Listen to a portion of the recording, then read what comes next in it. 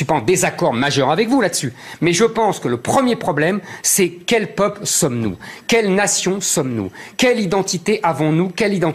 Allons-nous garder? Vous savez, si dans 50 ans, nous sommes devenus une république islamique, elle pourrait être souveraine, ça sera plus la France non plus. Écoutez, donc la question de la souveraineté passe après la question de l'identité. Et vous détournez le combat du vrai enjeu majeur. Je pense que la démographie est plus importante que le droit. Non, monsieur Zemmour, vous méconnaissez le fait que la souveraineté, c'est pas un concept abstrait, c'est le pouvoir de changer les choses.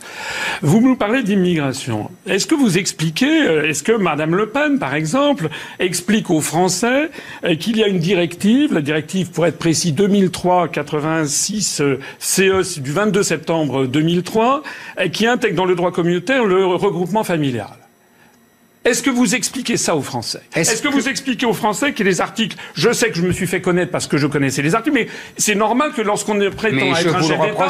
Et c'est normal qu'on connaisse ce dont on parle. Mais monsieur Asselineau, je vous reproche pas de connaître les articles. Les articles 67, 77 et 78 du TFUE fixent, transfèrent à l'Union européenne la majeure partie des décisions en matière d'immigration. Ce que nous disons, c'est qu'on ne met pas la charrue avant les bœufs.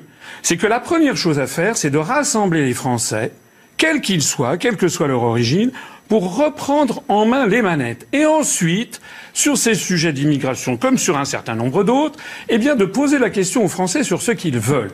Moi, ce qui me gêne énormément dans votre discours, monsieur Zemmour, c'est que c'est un discours dont je ne vois pas la finalité, puisque, à partir du moment où on n'a pas le pouvoir, la seule logique de votre discours, c'est d'arriver à la guerre civile.